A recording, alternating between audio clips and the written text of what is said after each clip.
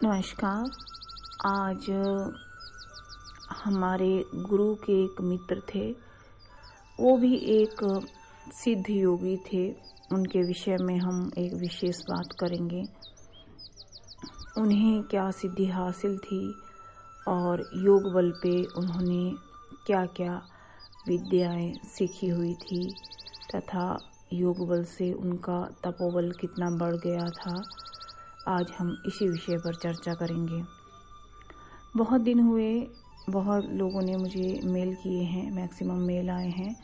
कुछ लोगों ने व्हाट्सएप किया कि आप अपने जीवन में जिन सभी सिद्ध योगी महात्माओं से मिली हैं, आप उनके विषय में और वीडियो बनाइए। तो मैंने सोचा कि इस विषय पर आप सभी के साथ मुझे चर्चा करनी चाहिए, आपको बताना चाहिए कि ये सब भी होता है और मैंने ऐसे सिद्ध योगी को एक समय पे देखा था। उनका नाम बहुत ही विचित्र था, हालांकि उनका जो महत्व था उनके क्षेत्र में वो बहुत ज़्यादा माना गया। वो हमेशा हठ योग किया करते थे, लेकिन उनका तपोबल बहुत ही उच्च था।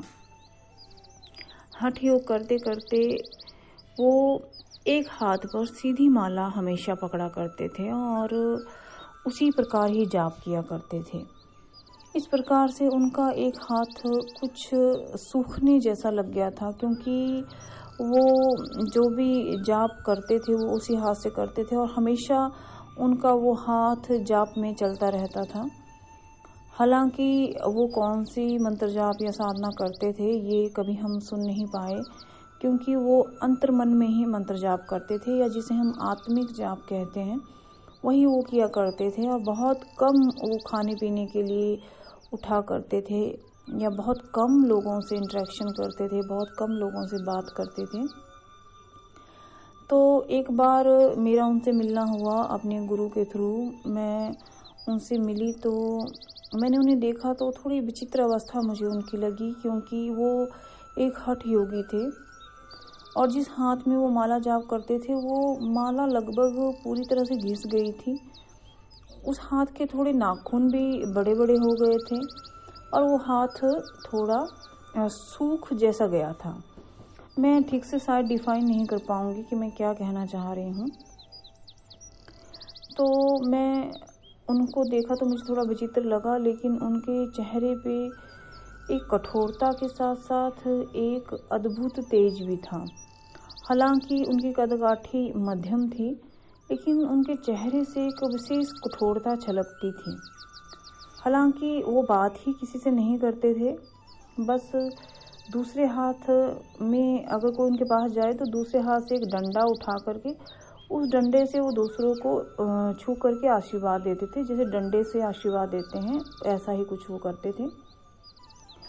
तो हम भी गए उनके पास, तो उनके कुछ जो शिष्य थे उनकी सेवा में लगे हुए थे, और क्योंकि वो निरंतर मंत्र जाप ही करते रहते थे, तो उनके कुछ शिष्य उनके शरीर को साफ कर रहे थे और कपड़ा एक उन्होंने हाथ में ले रखा था। मुझे याद है कि पीले रंग का थोड़ा सा हल्का मैला कपड़ा था, उसी से ही वो उनके बदन को साफ कर रहे थे कई शिष्य, और कुछ लोग उनके आसपास सफाई भी कर रहे थे। तो हम जाके एक साइड में बैठ गए, क्योंकि अभी उनके पास जाने की अनुमति उस समय नहीं थी। करीबन टाइम पीरियड मुझे काफ़ी लंबा लगा, क्योंकि जब आप किसी के इंतज़ार करने में बैठते हैं तो टाइम ज़्यादा लगता है। तो वैसे तो आई थिंक आधे एक घंटे का ही पीरियड था, लेकिन मुझे ऐसा लगा जैसे मुझे 2-3 घंटा बैठना पड़ा हो। हालांकि वो सामने ही थे, लेकिन कुछ वहाँ साफ सफाई का कार्यक्रम चल रहा था और मैंने ये देखा कि वो खुद अपने शरीर की सफाई नहीं कर रहे थे, किंतु जो उनके शिष्य थे वो हल्के पीले कपड़े से उनके बदन को साफ कर रहे थे और उनके आसपास भी सफाई कर रहे थे। तो थोड़ी देर बाद उन्होंने पता नहीं कैसे अपने शिष्य को कहा, मैं वो चीज़ समझ नहीं पाई, या शायद मेरा ध्यान उस समय उन पे नहीं था। उनके शिष्य ने हमारे पास आकर के कहा कि गुरुजी आप सभी को बुला रहे हैं। हम लगभग 3-4 लोग थे। तो हम उनके पास गए और बैठे। वो चरण भी स्पर्श करने नहीं देते थे और एक विशेष महत्व भी रहता है। कहा जाता है कि किसी को अपने चरण स्पर्श नहीं करने देने चाहिए। हालांकि हिंदू धर्म में ये रीति रिवाज में भी ये है कि बड़ों के चरण स्पर्श करने चाहिए, उनका आशीर्वाद लेना चाहिए। किंतु एक बात आपको बता दें कि जिन लोगों के चरण स्पर्श किए जाते हैं, मान लीजिए आप किसी भी स्त्री या पुरुष के चरण स्पर्श कर रहे हैं, उनका जो भक्ति फल है वो आपको भी प्राप्त होगा। चाहे वो आशीर्वाद दें या ना दें, लेकिन अगर आपने उनके चरण छुए हैं तो उनका जो भक्ति फल का जो आशीर्वाद है वो आपको मिलेगा। अगर वो आशीर्वाद आपको दे देते हैं तब तो बहुत अच्छी बात रहेगी। किंतु मान लो किसी ने आपको कुछ कहा नहीं, आशीर्वाद नहीं दिया, लेकिन आपने उनके चरण यदि स्पर्श किए तो उनकी भक्ति का कुछ फल आपको मिलेगा। इसलिए चरण स्पर्श करने का भी एक विशेष महत्व रहता है। लेकिन जो सिद्ध योगी लोग होते हैं वो कभी नहीं कहेंगे कि हमारे चरण स्पर्श नहीं किए, ना ही वो आपको अपने आप से स्पर्श करने देंगे, ना ही पैरों को छूने देंगे। ये मैंने देखा है। मैं उन सिद्ध योगियों की या सिद्ध संतों की बात कर रही हूँ जो बहुत बड़े सिद्ध रहते हैं। उनकी जो साधारण लोग हैं, साधारण संत हैं, मैं उनकी बात नहीं कर रही हूँ। तो हुआ यूं कि हम उनके पास गए तो हमने सोचा कि उनके चरण स्पर्श किए जाएं, लेकिन उन्होंने चरण स्पर्श करने से मतलब उनके शिष्यों ने ही मना कर दिया। उन्होंने अपने मुख से कुछ नहीं बोला। तो हमने दूर से ही उनका अभिवादन किया, उनको नमस्कार किया। तो उनके शिष्यों ने हमें कहा कि आप बैठ जाइए, तो हम बैठ गए। तो उनके शिष्य ने ही हमें कहा कि बताइए आप क्यों मिलना चाहते हैं। तो हमारे साथ एक सिद्ध ज्ञानी पुरुष थे, तो उन्होंने कहा कि हम मात्र दर्शनों के लिए आए हैं और जो हमारे गुरु जी हैं उन्होंने हमें भेजा है। और मेरे से भी पूछा गया कि मैं क्यों मिलने आई हूँ। तो मेरे साथ एक महिला थी और एक लड़की भी थी। उन्होंने सबने कहा कि हम सिर्फ गुरुजी के दर्शनों के लिए आए हैं। तो उन्होंने क्या किया कि उनके जो गुरु थे, जो सिद्ध संत थे, उन्होंने अपना डंडा उठाया और डंडे से सबके सिर पे वो डंडा टच करने लगे, मतलब डंडे से हमारे सभी के सिर को छूने लगे। लेकिन उन्होंने मेरे सिर पे डंडा नहीं छुआ। जो हमारे साथ 3-4 लोग थे उन सबके सिर पे डंडा छुआ, लेकिन मेरे सिर पे नहीं छुआ। तो बाकी उन्होंने कहा कि ठीक है, अब आप जाके बाहर बैठ सकते हैं, क्योंकि कोई बात तो करनी थी नहीं। तो मुझे मन ही मन बहुत बुरा लगा कि मुझे गुरुजी ने आशीर्वाद नहीं दिया, या मैं शायद उनके आशीर्वाद के लायक नहीं हूँ।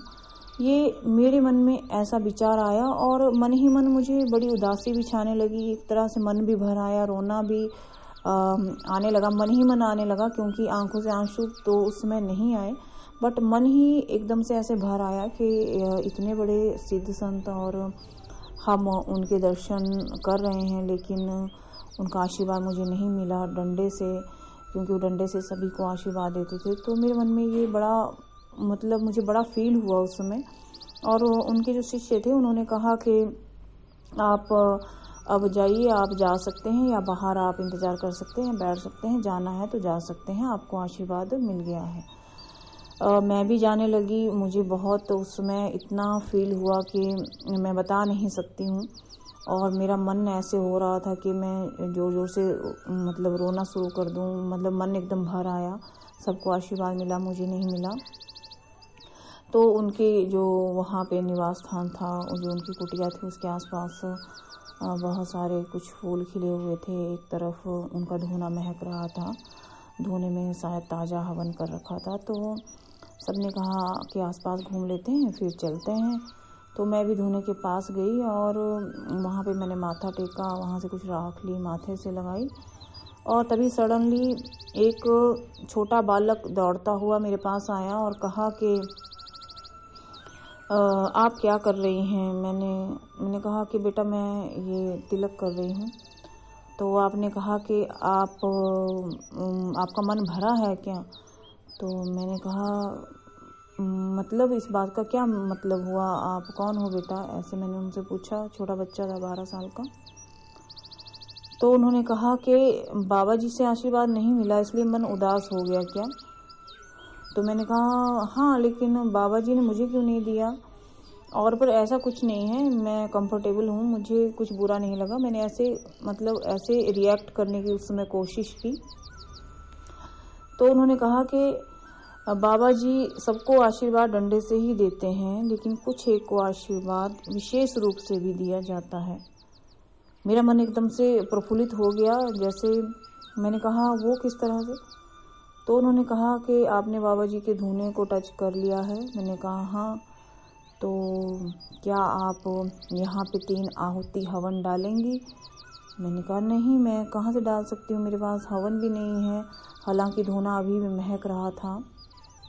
तो उन्होंने तभी सडनली वहाँ पे बाबा जी के शिष्य आ गए और जो हमारे साथ जो साथी थे, जो अभी फूल वगैरह देख रहे थे, कुटिया के आसपास देख रहे थे, जो धूने तक नहीं पहुँचे थे, उनको वहीं पे रोक लिया गया और कहा कि आप धूने के पास नहीं जा सकते हैं। तो उन्होंने कहा कि हमारे साथ जो आई हुई हैं ठाकुर जी, वो तो अंदर हैं, मतलब धूने के पास हैं, तो वो गई हैं। तो उन्होंने कहा कि जो जिसका पहुंचना होता है धूने तक वो पहुंच पाता है, और जिसका नहीं पहुंचना होता है वो नहीं पहुंच पाता है। आप यहीं रुकिए जब तक वो बाहर नहीं आ जाती हैं। तो तभी उस बालक ने कहा कि यहीं रुको। वो एक साथ में ही एक छोटा सा एक कमरा था, वहाँ गया और वहाँ से 3 मुट्ठी वो हवन सामग्री लाया। 3 मुट्ठी हवन सामग्री लाया और कहा, मेरे हाथ में एक मुट्ठी दिया और कहा कि फलां मंत्र आप बोलिए और हवन में डाल दीजिए।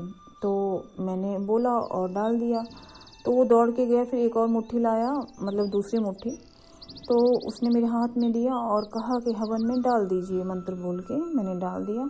फिर उसके बाद फिर वो बालक अंदर दौड़ के गया और हवन में वो उन्होंने कहा कि डाल दीजिए, तो मैंने डाल दिया। फिर मैंने बोला कि बेटा आप कौन हो। तो उन्होंने कहा कि मैं बाबा हूँ। मैंने कहा बाबा हो, मतलब मैं समझी नहीं, आप कौन हो, यहाँ कैसे रहते हो, आपके मम्मी पापा कहाँ हैं। उन्होंने कहा जिनसे तुम अंदर मिली हो ना बेटा, वही मैं हूँ। मैं बड़ी विचित्र अवस्था में मैंने कहा कि मैं तो अंदर किसी से नहीं मिली, मतलब मेरे मन में जो कल्पना थी उस समय यही थी कि अंदर कोई बालक नहीं था। अंदर गुरुजी थे, उनके 2-3 शिष्य थे जो सफाई कर रहे थे। मैंने कहा अंदर तो बाबा जी थे और यानी कि सिद्ध संत थे और 3 उनके जो शिष्य थे, लेकिन वहाँ पे कोई बालक नहीं था। तो उन्होंने कहा कि मैं अंदर ही था और तुम मन भारी करके जा रही थी, इसलिए मैं यहाँ तुम्हारे पास चला आया। मुझे वो विचित्र पहेली उसमें एकदम भी समझ नहीं आई और वो बालक दौड़ता हुआ फिर से अंदर चला गया।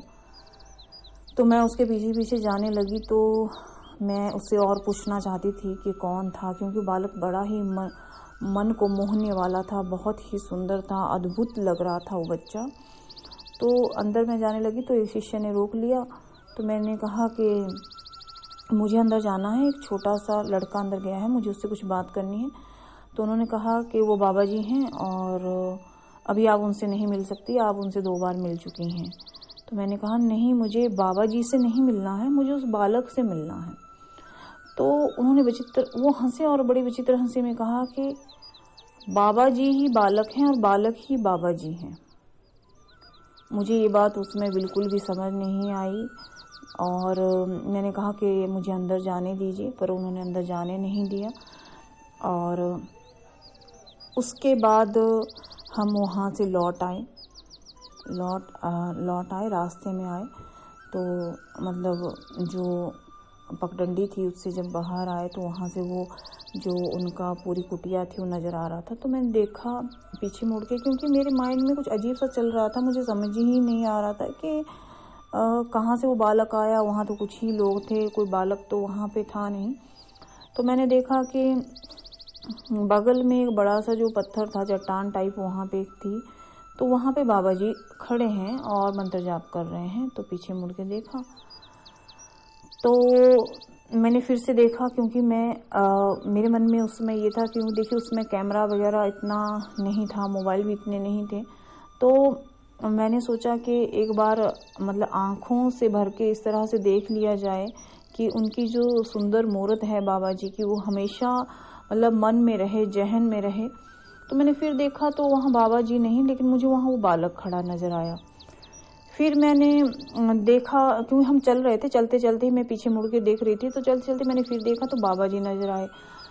तो मैंने जो मेरे साथ जो 2-4 लोग थे, मैंने उनको कहा कि देखो वहां पे बाबा जी खड़े हैं। तो उन सब ने दूर से प्रणाम किया कि हाँ बाबा जी हैं। तो उन सब ने प्रणाम किया तो उन्होंने कहा कि हाँ बाबा जी हैं। लेकिन उस समय मुझे वो लड़का यानी कि वो बालक नजर आने लगा, और मैंने कहा आप बालक को प्रणाम कर रहे हैं? तो उन्होंने कहा कि हाँ हम बाबा जी को प्रणाम कर रहे हैं। मैंने कहा नहीं, आप बालक को प्रणाम कर रहे हैं या बाबा जी को प्रणाम कर रहे हैं? तो उन्होंने कहा कि हाँ हम बाबा जी को प्रणाम कर रहे हैं, तुम भी हाथ जोड़ लो। तो मैंने भी हाथ जोड़ा, लेकिन कभी वो मुझे बाबा जी, कभी बालक, कभी बाबा जी, कभी बालक, इस तरह से नजर आ रहे थे, और टोटली कंफ्यूजिंग था, मुझे समझ बिल्कुल नहीं आ रहा था। लेकिन मैं इतना जान गई कि वो वाकई एक सिद्ध संत थे, जैसा स्वरूप चाहे वो सामने वाले को दिखा सकते थे। और कभी शायद उनसे मेरा दोबारा मिलना हो पाए या नहीं हो पाए, मुझे नहीं पता। लेकिन कभी बाबा जी, कभी बालक, कभी सिद्ध संत, कभी वो बालक, इस तरह से ही वो सिद्ध योगी, हठ योगी नजर आ रहे थे।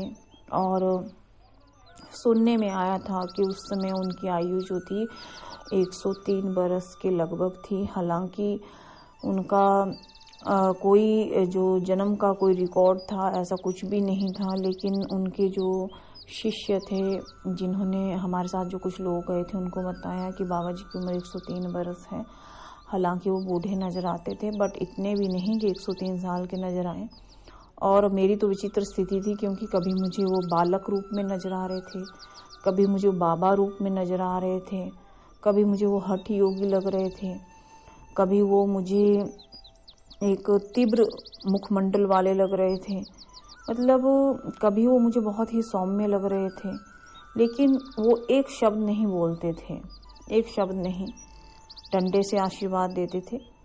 उनसे मिलने के बाद मेरी बड़ी विचित्र स्थिति थी, और उसके बाद क्या हुआ ये मैं अपने नेक्स्ट वीडियोस में बताऊंगी। तब तक के लिए नमस्कार।